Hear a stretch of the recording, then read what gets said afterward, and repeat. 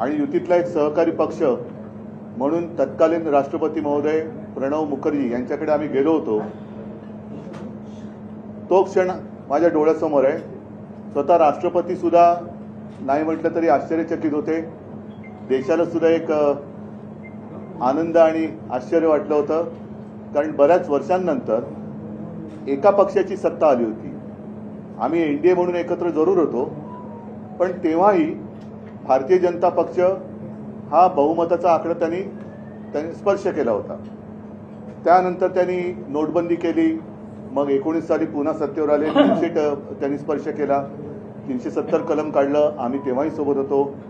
आता मात्र त्यांच्या मनातली पाशवी एक इच्छा ही देशासमोर आलेली आहे। त्यांना आता पाशवी बहुमत पाहिजे की जेणेकरून ते देशाची घटनाच बदलून टाकतील, देशामधली लोकशाही मारून टाकतील, आणि ही त्यांची स्वप्न ही आता उघड झालेली आहेत। असो, मी त्या विषयामध्ये तूर्त तरी आता जाणार नाही, कारण प्रचारच्या सभांमध्ये मी त्यावर बोलत असतो। काँग्रेसनी त्यांचा जाहीरनामा सादर केलेला आहे, इंडिया आघाडीचा जाहीरनामा झालेला आहे, आमच्या महाराष्ट्रातील सहकारी पक्ष राष्ट्रवादीनी केलेला आहे। मला वाटतं पवार साहेबांचे केलं की त्यांनी केलं? पवार साहेब। कारण आता असली कोण आहे नकली कोण आहे पूछो हमसे जरा असं झालेलं आहे। तर पवार साहेबांच्या राष्ट्रवादीने पण जाहीरनामा प्रसिद्ध केलेला आहे। मी सुरुवातीसच आपल्याला म्हटलं होतं की जर आवश्यक वाटला तर आणि तेवढ्या पुरतच आम्ही शिवसेनेचा वचननामा प्रसिद्ध करू। याचं कारण असं की इंडिया आघाडी एक आघाडी म्हणून जे सरकार येणार आहे त्या सरकारमध्ये साहजिकच आहे शिवसेना हा घटक पक्ष असेलच, आणि इंडिया आघाडीचा जो काही जाहीरनामा आहे तो पूर्ण करून घेण्यासाठी आम्ही वचनबद्ध असूच। मात्र आज महाराष्ट्रासाठी ज्या काही गोष्टी आम्हाला प्राधान्याने वाटतात की या व्हायला पाहिजेत केंद्रात सरकार आल्यानंतर, त्या आम्ही शिवसेनेच्या वतीने वचननाम्याच्या माध्यमातून प्रकाशित करतो आहोत, आणि त्या आपल्या माध्यमातून महाराष्ट्रातील जनतेच्या समोर ठेवत आहोत। दिवाकरजी उघडा। दिवाकरजी रावते शिवसेना ज्येष्ठ नेते, त्यांना मी सांगतोय, नाही बसा बसा बसा, सॉरी हां, हे करा, हे 2-2 कॉपी सगळ्यांना द्या, एक माझ्या हातात द्या वाचायला, नाही एक माझ्या एकच द्या, बाकी द्या। कागद जरा फारच सुळसुळीत केलेलं आहे, तर हां ठीक आहे, एक असा आणि एक तेव्हा असा हा बाजूला हा वचननामा।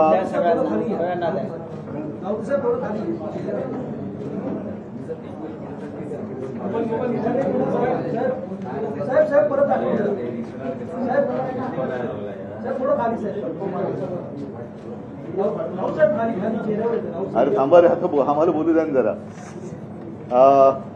या वचननाम्याच्या सुरुवातीला शिवसेना, मी आता उद्धव बाळासाहेब ठाकरे असं वेगळं म्हणण्याचं कारण नाही, कारण दुसरी ती एसंशी अशी काहीतरी शिवसेना आहे, बरोबर ना? एक आहे ती एसंशी अशी शिवसेना, त्या एसंशी सेनेबद्दल मी बोलत नाही, मिंदे सेनेबद्दल बोलत नाही। एसंशी सेना जर शिल्लक असेल तर त्यांचा जाहीरनामा ते देतील, पण मी शिवसेनेच्या वतीने एक जनतेला विनंती केली की आपले आशीर्वाद असू द्या, आणि आशीर्वाद कशासाठी असू द्या त्याच्याबद्दल आम्ही एक थोडक्यामध्ये त्याचं विवेचन केलेलं आहे। आणि नंतर मात्र जे वचननाम्यातले ठळक मुद्दे आहेत ते मी आपल्यासमोर मांडू इच्छितो। सर्वांनाच आता हे कळलेलं आहे की गेल्या खास करून 2-2.25 वर्षात महाराष्ट्र विकास आघाडीचं सरकार गद्दारी करून पाडल्यानंतर महाराष्ट्र लुटण्याचा एक कलमी कार्यक्रम हे पोकळ इंजिन सरकार करते, आणि त्याला साहजिकच केंद्राचा आशीर्वाद आहे। महाराष्ट्रातले उद्योगधंदे पळवले जात आहेत, महाराष्ट्रात येणारे उद्योगधंदे पळवले जात आहेत, हिरे व्यापार हिरे बाजार तो पळवला, क्रिकेटची मॅच पळवली, फिल्मफेअर अवॉर्डचं फंक्शन पळवलं, सगळ्याच गोष्टी पळवल्या जात आहेत, आणि महाराष्ट्राचं वैभव हे लुटलं जाते। हे महाराष्ट्राचं वैभव लुटलं जाते, ती लूट इंडिया आघाडीचं सरकार आल्यानंतर आम्ही पहिल्या प्रथम थांबू, आणि महाराष्ट्राचं जे वैभव वाढत होतं महाविकास आघाडीच्या काळात ते त्यापेक्षा जास्त पटीने, कारण तेव्हाचं सरकार, केंद्र सरकार, मोदी सरकार हे महाविकास आघाडीच्या सरकारला महाराष्ट्राच्या विकासासाठी काहीही मदत करत नव्हतं. आता इंडिया आघाडीचं सरकार देशामध्ये येईल, साहजिकच आहे. येत्या काही महिन्यांमध्ये विधानसभेच्या निवडणुका झाल्यानंतर महाविकास आघाडीचं सरकार राज्यात सुद्धा येईल आणि दोन्हीकडे आमच्या आघाडीची सरकार आल्यानंतर जो काही एक खड्डा या मोदी सरकारने महाराष्ट्रामध्ये पाडलेला आहे तो भरून काढून अधिक जोमाने आम्ही महाराष्ट्राचं वैभव पुन्हा एकदा प्राप्त करून देऊ. आणि त्याच्यामध्ये जसं एक आर्थिक केंद्र हे मुंबईला येणार होतं, गिफ्ट सिटी मुंबईला येणार ती पळून नेली गुजरातला. ठीक आहे, आम्ही गुजरातचं काही ओरवडून घेणार नाही. अगदी इंडिया आघाडीचं सरकार आल्यानंतर देखील प्रत्येक राज्याचा आम्ही मान सन्मान ठेवू. गुजरातच्या हक्काचं गुजरातला जरूर देऊ. उत्तर प्रदेश, बिहार, कर्नाटका, हिमाचल प्रदेश, आसाम जी राज्य आहेत त्या सगळ्या राज्यांचा आदर ठेवून त्यांना जे जे आवश्यक असेल ते सगळं आम्ही त्यांना देऊच, त्याच्याबद्दल काही वादच नाही आहे. पण वित्तीय केंद्र हे नव्याने आम्ही आमच्या महाराष्ट्रामध्ये उभं करू की जेणेकरून अनेक रोजगाराच्या संधी उपलब्ध होतील. सुशिक्षित जे आता तरुण रोजगाराविना आहेत, युवती आहेत, त्यांना रोजगाराची संधी उपलब्ध होईल. शहरांमध्ये रोजगाराची संधी उपलब्ध करत असताना ग्रामीण भागामध्ये सुद्धा अनेक तरुण असे आहेत की जे शिकले सवरलेत पण तिथे नोकरीची संधी नाहीये, म्हणून त्यांना स्थलांतर करावं लागतंय. आपल्याच राज्यातही करावं लागतंय आणि काही ठिकाणी परराज्यात सुद्धा करायला लागतंय. अनेक वेळेला माध्यमातून बातम्या येतात की चांगले सुशिक्षित तरुण, मी तरुण म्हणतो, मी त्याच्यामध्ये तरुणी देखील आल्या, देश सोडून पण जात आहेत. तर त्यांना तिथल्या तिथे स्वतःच्या जिल्ह्यातच, गावातच रोजगार कसा निर्माण करता येईल याच्यावरती सुद्धा आम्ही अधिक लक्ष देणार आहोत. करोनाचं संकट हाताळत असताना एक गोष्ट प्राधान्याने आढळली ती म्हणजे आपल्या आरोग्य सुविधांमध्ये असलेली उणीव. जिल्हा रुग्णालय जे आहेत त्या जिल्हा रुग्णालयांमध्ये काही ठिकाणी जरूर झाले असतील, पण प्रत्येक जिल्हा रुग्णालयात अत्याधुनिक जी काही उपकरणं आहेत ती उपकरणं आणून ती सगळी जिल्हा रुग्णालयं अद्ययावत करण्यात येतील.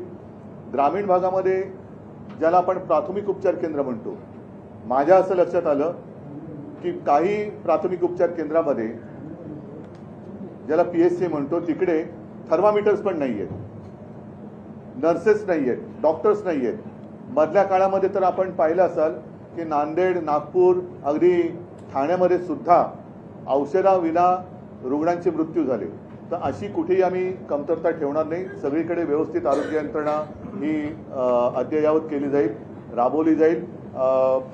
त्याच्यानंतर शेतकऱ्यांच्या बाबतीमध्ये अत्यंत महत्त्वाचा प्रश्न, इंडिया आघाडीचं सरकार आल्यानंतर त्या वचननाम्यात आहेच की शेतकऱ्यांना कर्जमुक्त केलं जाईल. महाराष्ट्रामध्ये आम्ही केवळ कर्जमुक्त करून नाही थांबणार. इंडिया आघाडीचं सरकार आल्यानंतर केंद्राच्या माध्यमातून ती यंत्रणा राबवली, कर्जमुक्तीची हे होईलच.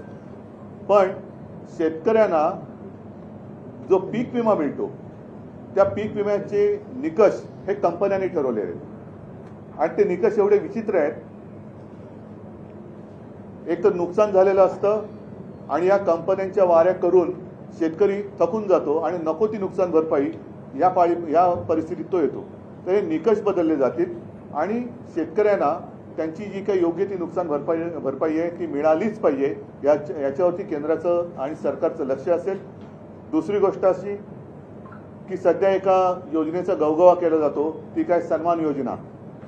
शेतकऱ्यांनीच मला ते एक सांगितलं होतं की अहो साहेब, आमच्या अगदी खतं आहेत, बी बियाणं आहेत, इतर जी काही उपकरणं आहेत, अवजारं आहेत, ट्रॅक्टर आहे, वीज पंप आहे, ह्या अनेक गोष्टींवरती GSTच्या माध्यमातून केंद्र सरकार आमच्याकडनं पैसा घेतं आणि आम्हाला फक्त 6,000 रुपये वर्षाला देतं. तर ही जी काही लूट आहे ती थांबवण्यासाठी आम्ही तर असा विचार करतो आणि त्याच्यासाठी आम्ही आग्रही राहूच की शेतकऱ्याला लागणारी सगळी जी काही अत्यावश्यक गोष्टी आहेत, मग त्याच्यात खतं आली, बी बियाणे आले आणि बाकी काही गोष्टी, हे GST मुक्त करू. म्हणजे त्याच्यावरती GST आम्ही लावणार नाही की जेणेकरून शेतकऱ्याचं उत्पन्न दुप्पट करण्याचं एक खोटं आश्वासन मोदी सरकारने दिलं होतं, उत्पन्न दुप्पट झालंच नाही, पण उत्पादन खर्च हा दुपटीपेक्षा जास्त झाला. पुन्हा हमी भाव मिळत नाही. तर हमी भाव आम्ही स्वामीनाथन आयोगाच्या शिफारशीप्रमाणे तर देऊच, पण GST रद्द करू त्या शेतकऱ्याच्या सगळ्या उपकरणांवरचा. आणि अनेकदा असंही होतं की कापूस पिकवलाय, सोयाबीन पिकवलंय, डाळी आहेत, आणखीन काही आहेत, तो साठवून ठेवण्यासाठी शेतकऱ्याकडे जागा नसते. आम्ही शेतकऱ्यांना गोदामं बांधून देऊ, जिथे आवश्यक असेल तिकडे शीतगृह देऊ, की जेणेकरून जोपर्यंत तो माल त्याचा विकला जात नाही तोपर्यंत त्याला त्याच्या घरामध्ये ठेवायला जर जागा नसेल तर तिकडे तो त्याच्या नावानेच तो ठेवू शकतो आणि जेव्हा जरूर वाटेल तेव्हा तो बाजारात तो आणू शकतो. सर्वांना माहिती आहे की मी मुख्यमंत्री असताना एक वेगळी कल्पना राबवण्याचा प्रयत्न केला. ज्याला मार्केट आहे तेच उत्पादन काढायचं, तेच पीक घ्यायचं, म्हणजे जे विकेल ते पिकेल. आणि त्याच्यासाठी माझी एक कल्पना होती, कृषी खात्यामध्येच एक रिसर्च म्हणजे सर्वे करणारं केंद्र स्थापन करायचं, की जगभरामध्ये पुढच्या वर्षी कशाला भाव आहे, कशाला डिमांड आहे, देशभरामध्ये कोणत्या पिकाला उद्या मागणी असणार आहे, आणि तसं शेतकऱ्याला एक मार्गदर्शन करून ते पीक घ्यायचं, की जेणेकरून शेतकऱ्याला बाजारभाव नाही, हमी भाव नाही म्हणून कपाळावरती डोक्याला हात लावून बसण्याची वेळ येणार नाही. तर शेतकरी ज्याला उद्या ज्या मालाला मागणी आहे तेच पीक घेईल आणि त्याला हमखास भाव मिळेल, अशी सुद्धा आमची एक मांडणी आम्ही करणार आहोत, की जेणेकरून शेतकरी हा कर्जमुक्त झाला पाहिजे. कर्जाच्या म्हणजे वडिलांचं कर्ज असतं, त्याच्यातच मुलाचा जन्म होतो, मग मुलगा मोठा होतो, त्याच्या डोक्यावरती कर्ज चढतं, मग त्याच्या मुलाच्या डोक्यावरती कर्ज, म्हणजे तो कर्जातच जन्माला येतो आणि कर्जातच त्याचं निधन होतं. बऱ्याचदा दुर्दैवाने कर्ज फेडू शकत नाही म्हणून तो आत्महत्या करून आपलं जीवन हे संपवून टाकतो. म्हणून शेतकरी हा एक केंद्रबिंदू आम्ही ठेवतो आहोत. बेकारीची समस्या आहे त्याच्याबद्दल सुद्धा मी सांगितलं, की उद्योग स्नेही असं वातावरण राज्यामध्ये जे सध्या नाही आहे, आमच्या काळात होतं. अनेक MOUs आम्ही केले होते, काही प्रमाणात गुंतवणूक प्रत्यक्षात आली पण होती. हे गद्दारांचं सरकार आल्यानंतर ही गुंतवणूक थांबली किंवा ती पळवली गेली. तर परत एकदा उद्योगस्नेही वातावरण निर्माण करू. जास्त परवानग्यांची कटकट ही उद्योजकाला लागता कामा नये आणि त्याच बरोबरीने आम्ही पर्यावरण स्नेही हे उद्योग आणू. पर्यावरण स्नेही म्हणजे अनेकदा आपण पाहिलं असाल की काही प्रकल्पावरनं मोठमोठी आंदोलनं होतात. जसं जैतापूर होतं, आता मध्ये नाणार झालं, आता बारसू आहे, मग वाढवण बंदर आहे. असे विनाशकारी प्रकल्प हे आम्ही राज्यात यायला देणार नाही, जेणेकरून पर्यावरणाचा किंवा लोकांच्या आरोग्यावरती दुष्परिणाम होईल असा कोणताही प्रकल्प आम्ही राज्यात येऊ देणार नाही. आणि सगळ्यात महत्त्वाचं म्हणजे की ह्या परवानग्यांमध्ये घटनेनुसार जी एक संघराज्य पद्धती आपल्या देशाने अवलंबली आहे. मी मागेही बोललो होतो की संघराज्य ह्याचा अर्थ की केंद्र आणि राज्य यांना एक समान अधिकार असतील आहेत घटनेमध्ये. फक्त देशाच्या बाहेरील गोष्टी आणि आणीबाणीजन्य परिस्थिती याच वेळेला केंद्र सरकार त्याच्यामध्ये हस्तक्षेप करू शकेल. आता सध्या जे एकाधिकारशाही चाललेली आहे, सगळं काही एका हातामध्ये, ही एकाधिकारशाही आम्ही मोडून काढू आणि स्थानिक स्वायत्त स्वराज्य संस्था आहेत, राज्य आहेत, महापालिका वगैरे सगळ्या त्याच्यात आल्या, त्यांच्यामध्ये सत्तेचं विकेंद्रीकरण करू. म्हणजे प्रत्येकाला त्यांचे जे काही अधिकार आहेत, कारण प्रत्येक ठिकाणी लोकप्रतिनिधी असतात, त्या लोकप्रतिनिधींना काही अधिकारच ठेवले नाही आणि सगळं काही मी आणि मीच असं होणार असेल तर ती हुकुमशाही असेल. आणि ती हुकुमशाही मोडून काढण्यासाठी आम्ही या सत्तेचं विकेंद्रीकरण करू.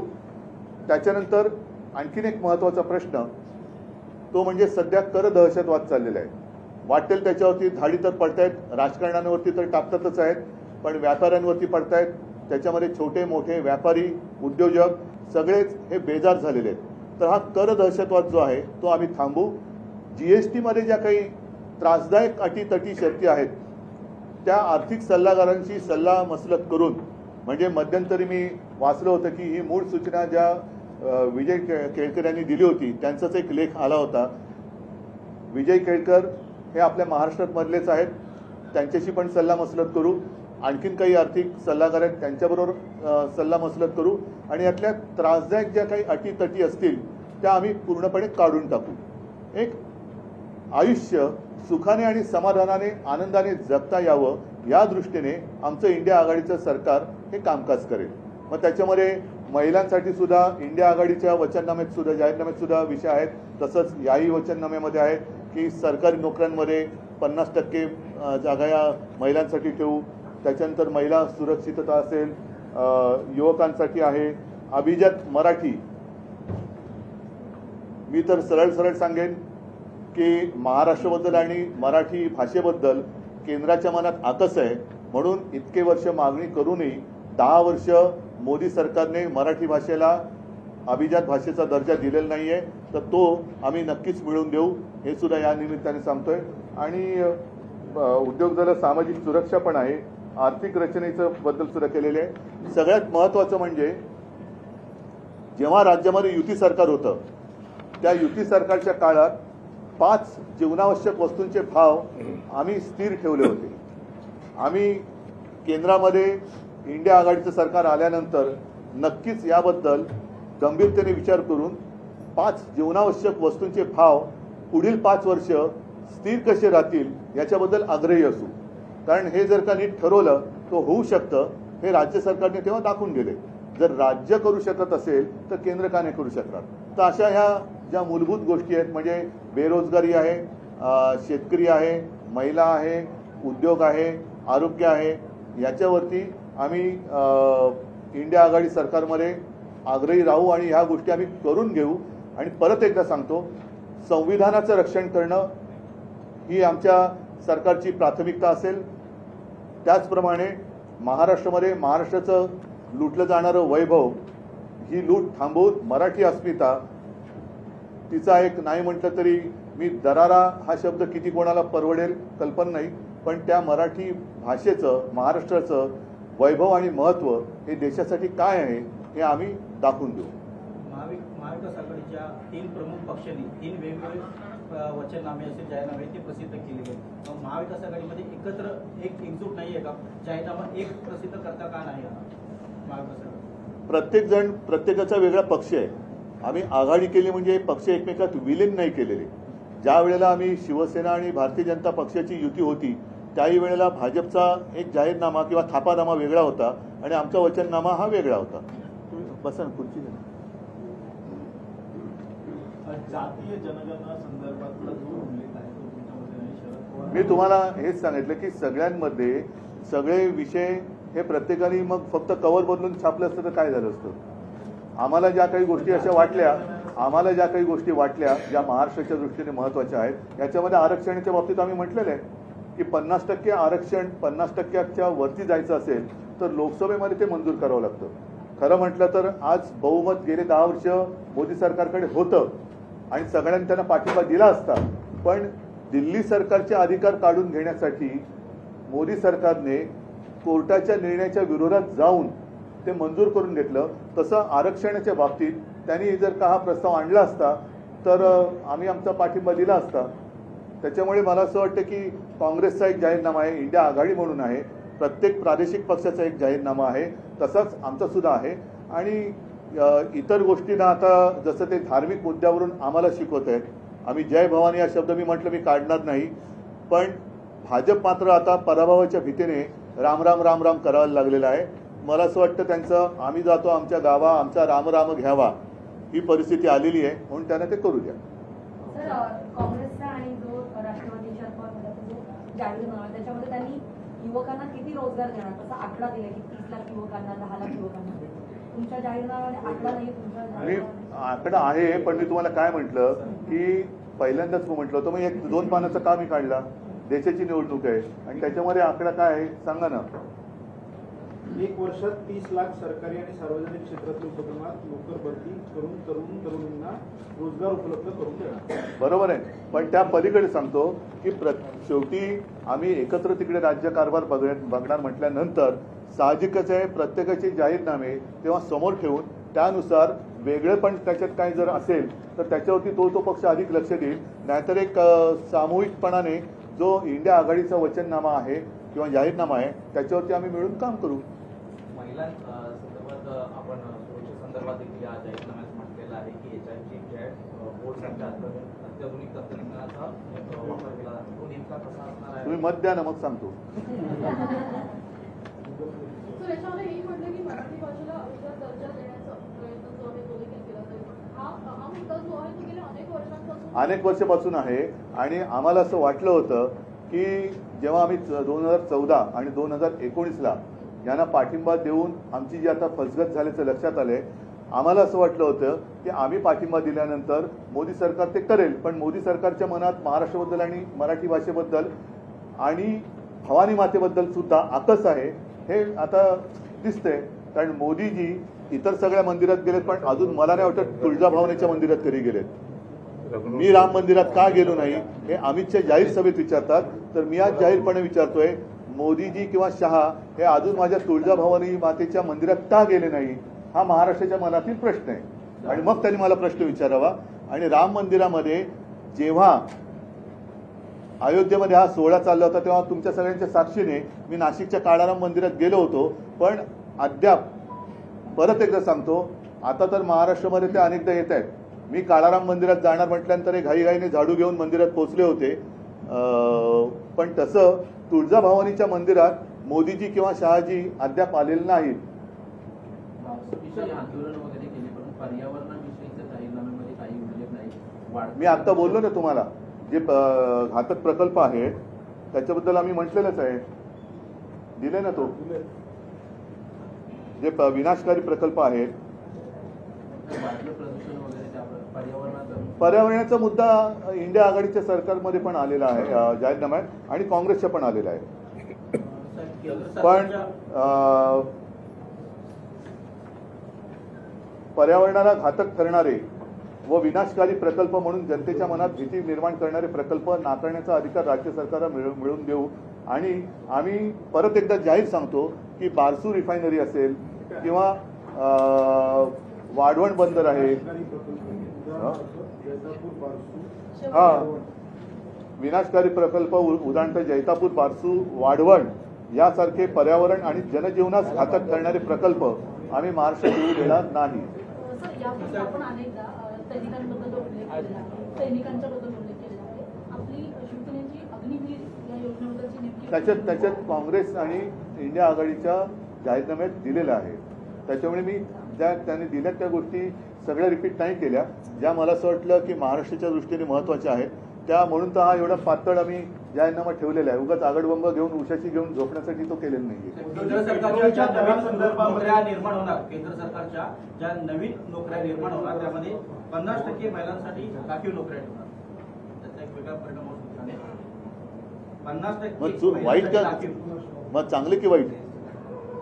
परिणाम याच्यामध्ये होऊ शकतो. हा? नोकर भरतीवरती परिणाम होऊ शकतो. हो, पण चांगले की वाईट आहे? महिलांसाठी चांगलं आहे. हा? हो, पण महिला हा घराचा आधारच असते. महिला घराचा आधारच असते. त्याच्यामुळे महिलांना नोकऱ्या दिल्या तर वाईट काय? पेट्रोलच्या संदर्भात सांगितलेलं आहे, मात्र पेट्रोलचे दर जेव्हा केंद्र सरकारने कमी केले त्यानंतर राज्यांना कमी करण्यासाठी सांगितलं होतं, मात्र महाराष्ट्राने केलं नाही अशी एक टीका वारंवार होताना पाहायला मिळते. आता त्यावेळेला जी परिस्थिती होती, केंद्राने कमी केले, पण केंद्राने किती कमी केले होते? त्या बदल्यामध्ये केंद्रामध्ये बाकीच्या वेळेला त्यांनी जे काही कमावलेले होते तसे काही राज्यांनी कमावलेले नव्हते. कुठल्या म्हणजे इतर ज्या कराच्या बाबतीतून पेट्रोलच्या माध्यमातून जेव्हा आंतरराष्ट्रीय मार्केटमध्ये पेट्रोलचे दर कमी होते त्याही वेळेला केंद्र सरकारने चढ्या भावानेच पेट्रोल राज्यांना दिलं होतं. काँग्रेसचे नेते सांगलीमध्ये प्रचारासाठी गेले होते. नाना पटोले असं म्हणतात ज्यांनी सांगलीला दृष्ट लावली त्यांची मी दृष्ट उतरवला, अशा प्रकारे नाना पटोले म्हणजे त्यांनी हा अप्रत्यक्ष त्यांनी बंडखोरी केलेला नाही इशारा आहे. चला संजयजी, हो मी तो सांगितलं शेतकऱ्यांचा हे इतनी सारी बात हिंदी में करना. हाँ भाई बैठे ना अब जरा, अभी थोड़ी हिंदी में बात करनी है. ऐका शेतकऱ्यांसाठी जे मी पुन्हा एकदा त्याचा पुनरुच्चार करतो की शेतकऱ्यांना जीएसटीच्या माध्यमातून जी पिळवणूक होते आणि उपकार केल्यासारखं त्यांना 6,000 रुपये दिले जातात, तर ही शेतकऱ्यांची जीएसटीच्या माध्यमातून होणारी पिळवणूक आम्ही थांबवू. सांगलीच्या जागेवरून विश्वजित कदमांनी सांगितलं की मला सांगलीचा विषय जाहीरनाम्यात नाहीये. सांगलीची जागा आमचे महाविकास आघाडीचे चंद्रहार पाटील प्रचंड बहुमताने जिंकणारच. सर, ठीक हिंदी है. में जानना चाहेंगे, आज आपने अपना वचन पत्र जारी किया है, महाविकास आघाड़ी के स्टेट भी गठित कर रहे हैं, अलग अलग अपने मैनिफेस्टो जारी कर रहे हैं, आज आपने अपने मैनिफेस्टो को वचन पत्र का नाम दिया है, क्या कहना चाहेंगे सर? मैं किस पर बात करूं? अलग अलग विचार वचन पत्र पे करूं.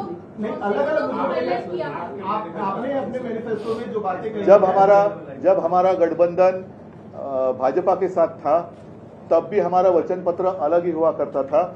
और भाजपा का जो त्याला काय मराठीत थापानामा जो है, हाँ, और क्या कह सकता हूँ, क्योंकि सब जुमला पत्र, हाँ, जुमला पत्र अच्छा नाम है.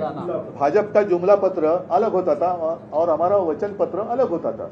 तो इसी प्रकार से अब कांग्रेस का भी वचन पत्र मैं कहता हूँ, इंडिया का वचन पत्र, खास कर शिवसेना का, हम अपने अपने नजरिए से सरकार कैसी चलनी चाहिए. और इसलिए मैं कहता हूँ कि अब वो दिन गए जब हमें लगता था कि देश को एक ही नेता होना चाहिए, लेकिन एक नेता का मतलब तानाशाह नहीं. अब जो दिखाई दे रहा है, अपना देश तानाशाही की ओर कोई ले जा रहा है और तानाशाही को अभी खत्म करने का अवसर मिला है, मौका है. तो अभी तानाशाही को खत्म करो और जिसे मिलीजुली या सम्मिश्र सरकार कहते हैं, जो अटल जी ने चलाई हुई थी, मनमोहन सिंह जी ने चलाई थी, नरसिंह राव जी ने चलाई थी, और तीनों सरकार ने अच्छी तरीके से काम किया था.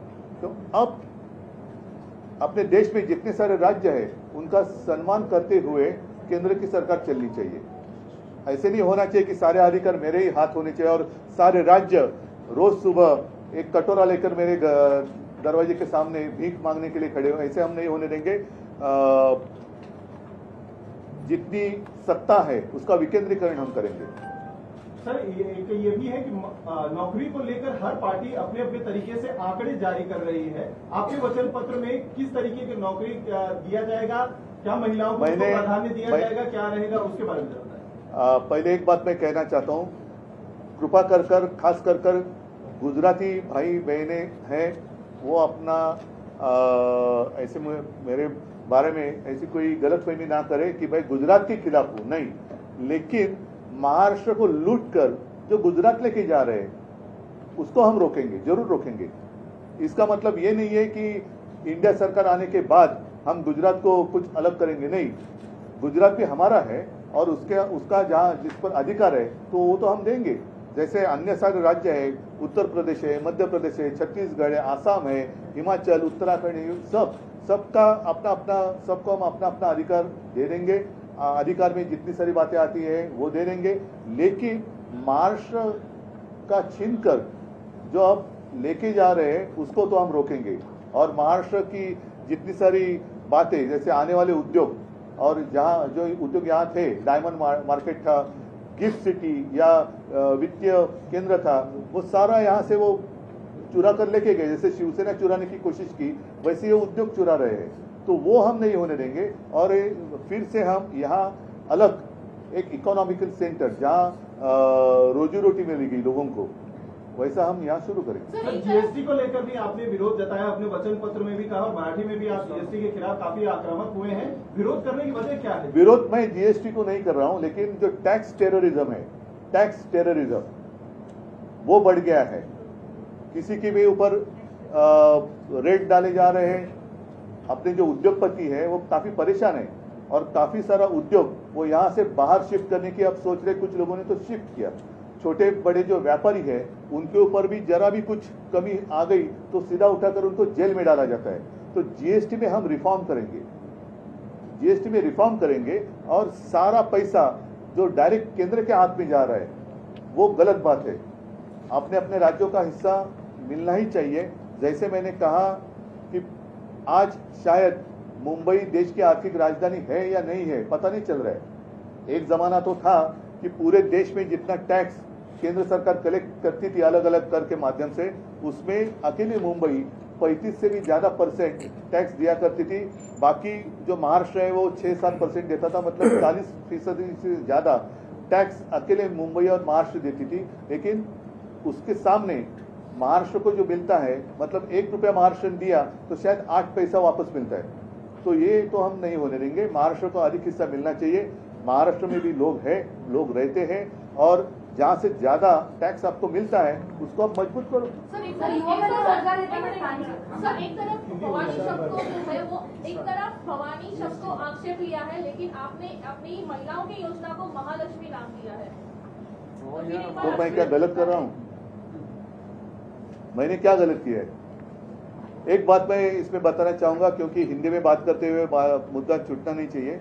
खास कर किसानों की स्थिति बहुत ही गंभीर है, और किसान अलग अलग तरीके से, मतलब उनको जो फर्टिलाइजर लगता है या बाकी ट्रैक्टर है, ट्रैक्टर के ऊपर जो वो लोन लेते हैं उसका इंटरेस्ट रेट ज़्यादा है, और बाकी और सारी ऐसी बातें, जीएसटी लगता है, पंप लेना है, कुछ भी लेना है, सिंपल चीज आहे, ज्याला शेततळ म्हणतो त्याच्यावरती जे कवर टाकावं लगता प्लास्टिक, उसके ऊपर जीएसटी है। ऐसे बहुत सारी चीजों पर जीएसटी लिया जाता है, और उसके सामने किसान को सिर्फ 6,000 रुपये दिए जाते हैं। तो ये तो अन्याय है।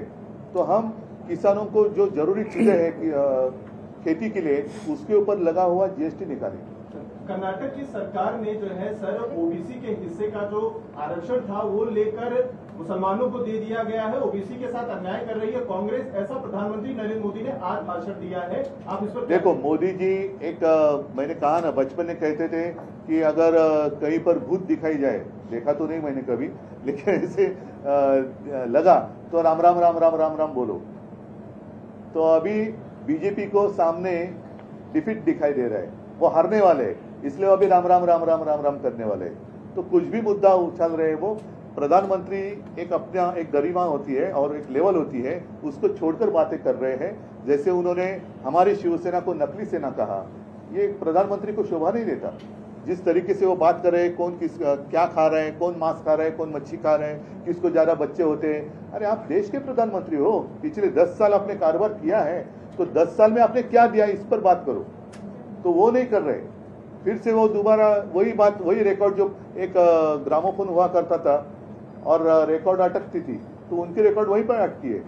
सर वो तो कह रहे हैं कि जो कांग्रेस का मैनिफेस्टो है उसमें ये कहा गया है कि जिसके पास ज्यादा संपत्ति होगी वो संपत्ति लेकर मोदी जी ने को जो है बांट दिया जाए। मोदी जी ने कहीं से वो ट्रांसलेशन किया होगा तो उसमें उनको दिखाई दिया होगा, मुझे तो वो दिखाई नहीं दिया।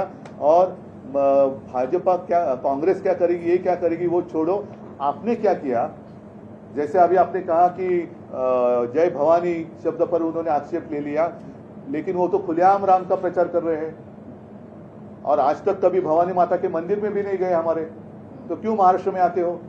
भवानी माता का आशीर्वाद आज तक 10 साल में आपको समय नहीं मिला भवानी माता के दर्शन करने के लिए? भवानी माता का जो दर्शन 10 साल नहीं कर सकते हैं, वो महाराष्ट्र को क्या नहीं देंगे? महाविकास आघाडीच्या काळामध्ये देवेंद्र फडणवीस असतील, गिरीश महाजन असतील, आशिष शेलार आणि रवींद्र त्यांचा जाहीरनाम्यात उल्लेख नाही आहे। चला,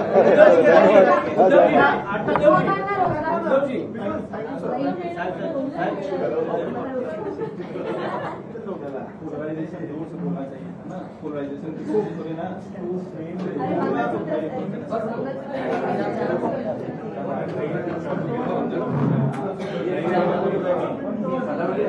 की